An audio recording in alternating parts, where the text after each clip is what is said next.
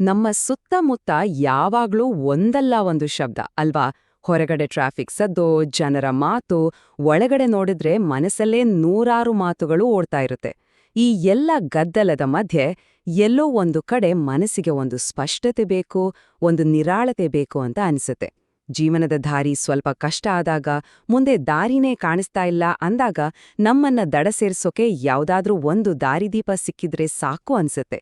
ಆದ್ರೆ ಆ ದಾರಿದೀಪ ಒಬ್ಬ ವ್ಯಕ್ತಿ ಆಗಿರ್ಬೇಕಂತಿಲ್ಲ, ಅಥವಾ ಒಂದು ದೊಡ್ಡ ಪುಸ್ತಕ ಉಪದೇಶ ಆಗಿರ್ಬೇಕಂತನೂ ಇಲ್ಲ. ಒಂದೇ ಕ್ಷಣ ಯೋಚನೆ ಮಾಡಿ ನೋಡಿ, ನಮ್ಮನ್ನ ಕಾಡೋ ಭಯ, ಅನುಮಾನ, ದುಃಖ ಇದೆಲ್ಲ ಒಂದು ದೊಡ್ಡ ಪ್ರಕ್ಷುಬ್ಧ ಸಾಗರದ ಹಾಗೆ. ಇದನ್ನ ದಾಟೋಕೆ ನಮಗೆ ಬೇಕಾಗಿರೋದು ಒಂದು ದೋಣಿಯಲ್ಲ, ಬದಲಿಗೆ ಒಂದೇ ಒಂದು ಮಂತ್ರ ಆದ್ರೆ. ಕಣ್ಣಿಗೆ ಕಾಣೋ ದಾರಿಗಿಂತ ಕಿವಿಗೆ ಕೇಳೋ ಒಂದು ಸಣ್ಣ ಕಂಪನ ನಮ್ಮನ್ನ ಮುಂದೆ ನಡೆಸ್ಕೊಂಡು ಹೋದ್ರೆ, ಆ ಶಬ್ದ ಸುಮ್ಮನೆ ಅಕ್ಷರಗಳ ಗುಂಪು ಅಷ್ಟೇ ಅಲ್ಲ, ಅದೊಂದು ಶಕ್ತಿ. ನಮ್ಮನ್ನ ಗಟ್ಟಿಯಾಗಿ ಹಿಡಿದು ಸ್ಥಿರವಾಗಿರಿಸಿ ಆಚೆ ದಡಕ್ಕೆ ಸೇಫಾಗಿ ತಲುಪಿಸೋ ಒಂದು ಚೈತನ್ಯ. ಆ ಶಬ್ದ ಅದೇನೋ ನಿನ್ನೆ ಮೊನ್ನೆ ಹುಟ್ಟಿದ್ದಲ್ಲ, ಅದು ಕಾಲದ ಆರಂಭದಿಂದಲೇ ಇದ್ದಿದ್ರೆ, ರಾತ್ರಿ ಆಕಾಶದಲ್ಲಿ ಮಿನುಗುವ ಕೋಟ್ಯಾಂತರ ನಕ್ಷತ್ರಗಳ ಹಾಗೆ ಅದು ಸೃಷ್ಟಿಯ ಆದಿಯಿಂದಲೂ ಇಲ್ಲೋ ಒಂದು ಮೂಲ ಸ್ವರ ಆಗಿದ್ರೆ, ಆ ನಕ್ಷತ್ರಗಳು ಹೇಗೆ ಯುಗಯುಗಗಳಿಂದ ದಾರಿ ತಪ್ಪಿದವರಿಗೆ ದಾರಿದೀಪ ಆಗಿದ್ಯೋ, ಅದೇ ರೀತಿ ಈ ಆದಿಶಬ್ದ ಕೂಡ ನಮ್ಮ ಆತ್ಮದ ಪ್ರಯಾಣಕ್ಕೆ ಗೈಡ್ ಆಗಿರಬಹುದೇ? ಅಷ್ಟಕ್ಕೂ ಆ ಶಬ್ದದೊಳಗೆ ಅಂತಹ ರಹಸ್ಯವಾದರೂ ಏನಿದೆ? ಅದರ ಅರ್ಥವೇನು? ಇದು ಮನುಷ್ಯನ ಸಹಜ ಸ್ವಭಾವ ಅಲ್ವಾ? ಸಂಸಾರ ಅನ್ನೋ ಪದವನ್ನೇ ತಗೊಳ್ಳಿ, ಅಂದ್ರೆ ಬರೀ ಕುಟುಂಬ ಅಥವಾ ಈ ಜಗತ್ತು ಅಂತಲ್ಲ. ಅದರ ನಿಜವಾದ ಅರ್ಥ ಹರಿವು ಅಥವಾ ಚಲನೆ, ಅಂದ್ರೆ ಹುಟ್ಟು, ಸಾವು, ಸುಖ, ದುಃಖ, ಜ್ಞಾನ, ಅಜ್ಞಾನ, ಹೀಗೆ ಒಂದು ನಿರಂತರವಾದ ಚಕ್ರ. ಈ ಚಕ್ರ ಇದೆಯಲ್ಲ, ಕೆಲವೊಮ್ಮೆ ಸ್ಮೂದಾಗಿ ಹರಿಯೋ ನದಿ ಥರ ಇರುತ್ತೆ, ಇನ್ನು ಕೆಲವೊಮ್ಮೆ ಬಿರುಗಾಳಿಗೆ ಸಿಕ್ಕಾಕೊಂಡಿರೋ ಸಮುದ್ರದ ಹಾಗೆ ಅನ್ಸುತ್ತೆ. ಆ ಸಮುದ್ರದ ಅಲೆಗಳಲ್ಲಿ ಸಿಕ್ಕಿ ದಡ ಎಲ್ಲಿದೆ ಅಂತಾನೆ ಗೊತ್ತಾಗದೇ ಇದ್ದಾಗ ಹೇಗಾದ್ರೂ ಮಾಡಿ ಆಚೆ ಹೋಗ್ಬೇಕು, ದಾಟಬೇಕು ಅಂತ ಮನಸ್ಸು ಹಂಬಲಿಸುತ್ತೆ. ನೋಡಿ, ಆ ದಾಟುವ ಕ್ರಿಯೆ ಇದೆಯಲ್ಲ, ಅದೇ ನಮ್ಮೆಲ್ಲ ಆಧ್ಯಾತ್ಮಿಕ ಹುಡುಕಾಟದ ಮೂಲ. ಸರಿ, ಈ ದಾಟುವ ಐಡಿಯಾ ಇದೆಯಲ್ಲ, ಇದ್ರೊಳಗೆ ಇನ್ನಷ್ಟು ಆಳಕ್ಕೆ ಹೋಗೋಣ. ಈ ದಾಟಿಸೋ ಕ್ರಿಯೆ ಹಿಂದೆ ಒಂದು ಶಕ್ತಿ ಇದೆ, ಒಂದು ದೇವತೆ ಇದೆ, ಎಲ್ಲಕ್ಕಿಂತ ಮುಖ್ಯವಾಗಿ ಒಂದು ಶಬ್ದ ಇದೆ. ಆ ಶಬ್ದದ ಹೆಸರೇ ತಾರಾ.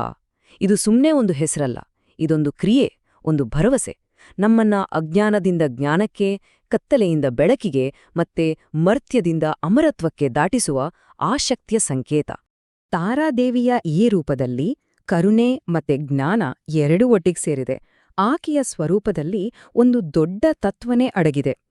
ಈ ಪ್ರಯಾಣ ಅಂದ್ರೆ ಈ ದಾಟುವ ಕ್ರಿಯೆಯನ್ನ ಅರ್ಥ ಮಾಡ್ಕೋಬೇಕು ಅಂದ್ರೆ ಮೊದಲು ಆಕೆಯ ಹೆಸರಿನ ಶಕ್ತಿಯನ್ನ, ಅದರ ಹಿಂದಿರೋ ಆಳವಾದ ಅರ್ಥವನ್ನ ನಾವು ತಿಳ್ಕೋಬೇಕು.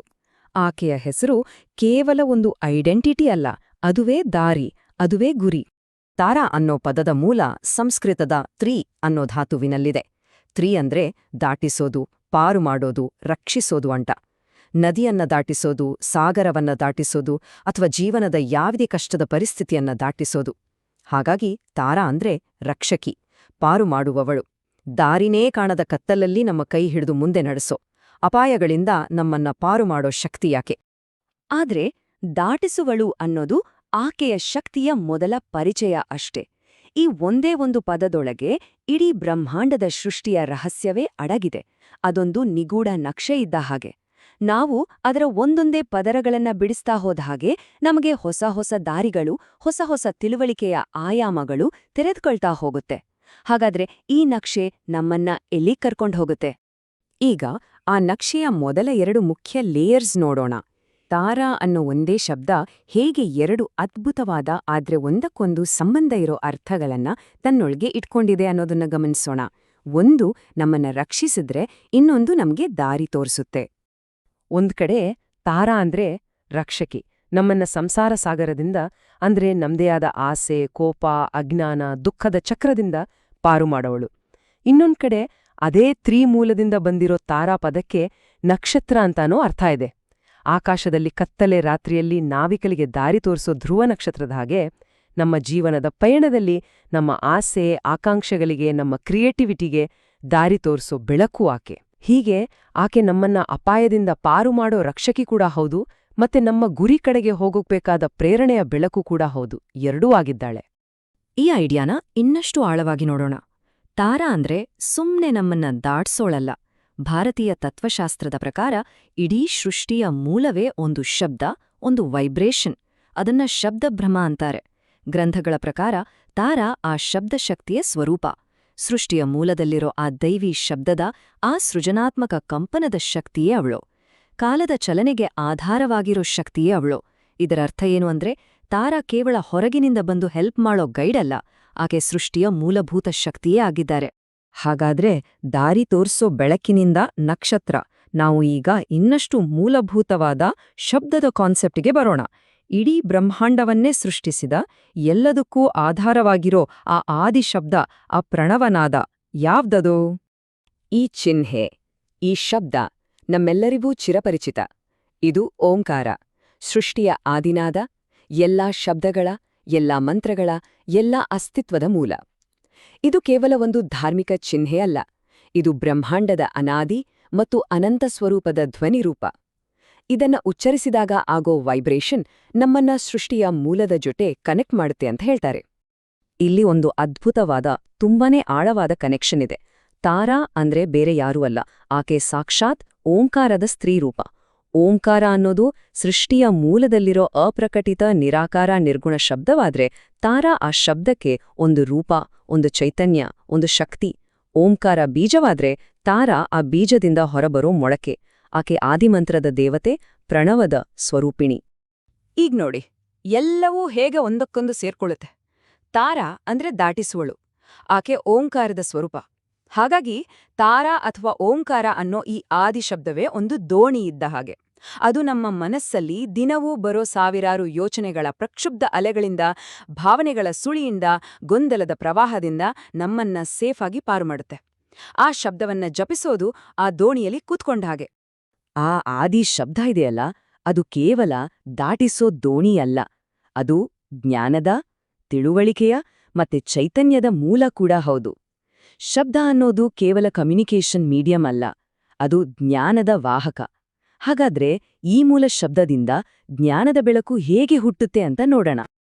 ಇದೊಂದು ತುಂಬಾನೇ ಸುಂದರವಾದ ಪ್ರಾಸೆಸ್. ಮೂಲದಲ್ಲಿರೋದು ಓಂಕಾರ ಅನ್ನೋ ಒಂದೇ ಶುದ್ಧವಾದ ಬಿಳಿ ಬೆಳಕು. ಆದ್ರೆ ಅದರಿಂದ ಬೇರೆ ಬೇರೆ ಅಕ್ಷರಗಳು, ಪದಗಳು, ಮಂತ್ರಗಳು ಹುಟ್ಟುಕೊಂಡಾಗ ಅವುಗಳು ಬೇರೆ ಬೇರೆ ಬಣ್ಣದ ಗಾಜಿನ ಥರ ಕೆಲ್ಸ ಮಾಡ್ತವೆ.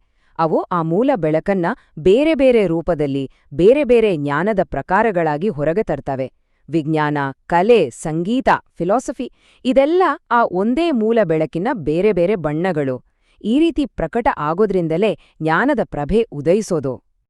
ಹಾಗಾಗಿ ನಾವು ಈ ಎಲ್ಲಾ ಲೇಯರ್ಸ್ನ ಒಂದರ ಮೇಲೆ ಒಂದು ಇಟ್ಟಾಗ ನಮ್ಗೆ ಕೊನೆಗೆ ಕಾಣಿಸೋದೇನಂದ್ರೆ, ತಾರಾ ಕೇವಲ ರಕ್ಷಕಿ ಅಲ್ಲ, ನಕ್ಷತ್ರ ಅಲ್ಲ, ಅಥವಾ ಆದಿ ಶಬ್ದ ಅಲ್ಲ. ಆಕೆ ಈ ಎಲ್ಲದರ ಮೂಲವಾಗಿರೋ, ಈ ಎಲ್ಲವನ್ನೂ ಸಾಧ್ಯವಾಗಿಸೋ ಶುದ್ಧ ಚೈತನ್ಯ, ಗಾಡೆಸ್ ಆಫ್ ಕಾನ್ಷಿಯಸ್ನೆಸ್. ಆಕೆ ಜ್ಞಾನದ ಮೂಲ, ಯಾಕಂದ್ರೆ ಆಕೆಯೇ ಜ್ಞಾನದ ಸ್ವರೂಪ. ಈ ಯಂತ್ರ ಇದೆಯಲ್ಲ, ಇದು ಈ ಸಂಪೂರ್ಣ ಪ್ರಾಸೆಸ್ನ ಒಂದು ವಿಜುವಲ್ ಫಾರ್ಮ್. ಇದು ಚೈತನ್ಯದ ಒಂದು ನಕ್ಷೆ. ಇದರ ಮಧ್ಯದಲ್ಲಿರೋ ಬಿಂದು, ಆ ಅಪ್ರಕಟಿತ ಮೂಲ, ಆ ಶುದ್ಧ ಮೌನ, ಅದೇ ಓಂಕಾರ.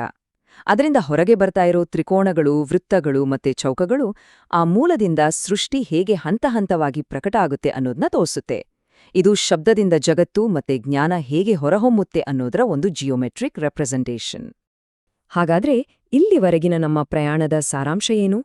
ರಕ್ಷಕಿ, ನಕ್ಷತ್ರ, ಶಬ್ದ ಮತ್ತೆ ಜ್ಞಾನ ಇವು ಬೇರೆ ಬೇರೆ ಅಲ್ಲ. ಯಾವುದು ನಮ್ಮನ್ನ ಸಂಸಾರ ಸಾಗರದಿಂದ ರಕ್ಷಿಸುತ್ತೋ ಅದೇ ಆದಿಶಬ್ದ. ಯಾವುದು ಇಡೀ ಬ್ರಹ್ಮಾಂಡವನ್ನ ಸೃಷ್ಟಿ ಮಾಡುತ್ತೋ ಅದೇ ಜ್ಞಾನದ ಮೂಲ. ಇವೆಲ್ಲವೂ ತಾರಾ ಅನ್ನೋ ಒಂದೇ ಮಹಾಚೈತನ್ಯದ ಬೇರೆ ಬೇರೆ ಮುಖಗಳು, ಬೇರೆ ಬೇರೆ ಕೆಲ್ಸಗಳು. ಈ ಕಾನ್ಸೆಪ್ಟನ್ನ ನಾವು ಬೌದ್ಧಿಕವಾಗಿ ಅರ್ಥ ಮಾಡ್ಕೊಂಡ ಮೇಲೆ ನಮ್ಮ ಗಮನ ಈಗ ಹೊರಗಿನಿಂದ ಒಳಗಡೆ ತಿರುಗಬೇಕು. ಈ ದೊಡ್ಡ ತತ್ವವನ್ನ, ಈ ಜ್ಞಾನವನ್ನ ನಮ್ಮ ದಿನನಿತ್ಯದ ಅನುಭವಕ್ಕೆ ತರೋದು ಹೇಗೆ? ಆ ದಾಟಿಸೋ ಶಬ್ದವನ್ನ ನಾವು ಎಲ್ಲಿ ಕೇಳ್ಬೇಕು? ಇಲ್ಲಿಯವರೆಗೂ ನಾವು ಮಾತಾಡ್ತಿದ್ದ ಸಂಸಾರ ಸಾಗರ ಎಲ್ಲೋ ಹೊರಗಡೆ ಇಲ್ಲ. ನಮ್ಮನ್ನ ಕಾಡೋ ಭಯ, ಚಿಂತೆ, ಗೊಂದಲದ ಅಲೆಗಳು ಏಳೋದು ನಮ್ಮ ಮನಸ್ನಲ್ಲೇ. ಹಾಗಾಗಿ ಅದನ್ನ ದಾಟಿಸೋ ದೋಣಿ ಕೂಡ ನಮ್ಮೊಳಗೆ ಇರ್ಬೇಕು. ಆ ಪ್ರಯಾಣ ಕೂಡ ಒಳಗಡೆಯೇ ಸಾಗ್ಬೇಕು. ಹೊರಗಿನ ಜಗತ್ತನ್ನ ಬದಲಾಸೋದಕ್ಕಿಂತ ಒಳಗಿನ ಜಗತ್ತನ್ನ ಅರ್ಥ ಮಾಡ್ಕೊಳ್ಳೋದೇ ನಿಜವಾದ ದಾರಿ. ಇದೊಂದು ಸಿಂಪಲ್ ಆದ್ರೂ ತುಂಬನೇ ಪವರ್ಫುಲ್ ಆದ ಧ್ಯಾನದ ಟೆಕ್ನಿಕ್. ನಾವು ಮಾತಾಡುವಾಗ ಅಥವಾ ಕೇಳುವಾಗ ಪ್ರತಿಯೊಂದು ಶಬ್ದದ ನಂತರ ಮತ್ತೆ ಮುಂದಿನ ಶಬ್ದದ ಮೊದಲು ಒಂದು ಸಣ್ಣ ಕ್ಷಣಿಕವಾದ ಮೌನದ ಗ್ಯಾಪ್ ಇರುತ್ತೆ. ಸಾಮಾನ್ಯವಾಗಿ ನಮ್ಮ ಗಮನ ಶಬ್ದಗಳ ಮೇಲಿರುತ್ತೆ, ಆ ಗ್ಯಾಪ್ ಮೇಲೆ ಇರೋಲ್ಲ. ಆ ಅಂತರದಲ್ಲಿ, ಆ ಸೈಲೆನ್ಸ್ನಲ್ಲಿ ಮನಸ್ಸನ್ನ ನಿಲ್ಸೋಕೆ ಟ್ರೈ ಮಾಡ್ಬೇಕು. ಗದ್ದಲದ ಮಧ್ಯದಲ್ಲೂ ಆ ಮೌನವನ್ನ ಕೇಳೋಕೆ, ಅನುಭವಿಸೋಕೆ ಕಲಿಬೇಕು. ಯಾಕಂದ್ರೆ ಆ ಮೌನವೇ ಮೂಲ, ಅದೇ ಆದಿ ಶಬ್ದದ ಅಪ್ರಕಟಿತ ರೂಪ. ನಮ್ಮ ಮನಸ್ಸಲ್ಲಿ ಬರೋ ಪ್ರತಿಯೊಂದು ಯೋಚನೆನೂ ಒಂದು ಶಬ್ದ. ಆ ಯೋಚನೆಗಳ ನಡುವಿನ ಮೌನವನ್ನ ನಾವು ಗಮನಿಸ್ತಾ ಹೋದ್ರೆ ನಾವು ಯೋಚನೆಗಳ ಮೂಲಕ್ಕೆ ಅಂದ್ರೆ ಶುದ್ಧ ಚೈತನ್ಯಕ್ಕೆ ಹತ್ರ ಆಗ್ತೀವಿ. ಆ ಮೌನವೇ ನಮ್ಮನ್ನ ನಮ್ಮ ಅಂತರಂಗದ ಆತ್ಮದ ಕಡೆಗೆ ಕರ್ಕೊಂಡು ಹೋಗೋ ದಾರಿ. ಆ ಆತ್ಮದ ಸ್ವರೂಪವೇ ಪರಿಶುದ್ಧ, ನಿಶ್ಶಬ್ದ, ಶಾಂತ ಸ್ಥಿತಿ. ಹಾಗಾಗಿ ಕೊನೆಗೆ ಈ ಪ್ರಶ್ನೆಯೊಂದಿಗೆ ನಮ್ಮನ್ನ ನಾವು ಬಿಟ್ಕೊಳ್ಳೋಣ. ಜೀವನದಲ್ಲಿ ಉತ್ತರಗಳಿಗಾಗಿ, ದಾರಿಗಾಗಿ, ಶಾಂತಿಗಾಗಿ ನಾವು ಯಾವಾಗ್ಲೂ ಹೊರಗಿನ ಗದ್ದಲದಲ್ಲೇ ಹುಡುಕ್ತಾ ಇರ್ತೀವಾ? ಅಥವಾ ನಿಜವಾದ ಉತ್ತರ, ನಿಜವಾದ ದಾರಿ, ನಮ್ಮನ್ನ ದಾಟಿಸೋ ಆ ನಿಜವಾದ ಶಕ್ತಿ, ಎಲ್ಲ ಶಬ್ದಗಳು ಎಲ್ಲಿಂದ ಹುಟ್ಟುತ್ತವೋ, ಎಲ್ಲ ಯೋಚನೆಗಳು ಎಲ್ಲಿಗೋಗಿ ಸೇರುತ್ತವೋ, ಆ ಆಳವಾದ, ಶಾಂತವಾದ, ಸೃಜನಶೀಲವಾದ ನಮ್ಮೊಳಗಿನ ಮೌನದಲ್ಲೇ ಅಡಗಿರಬಹುದೇ?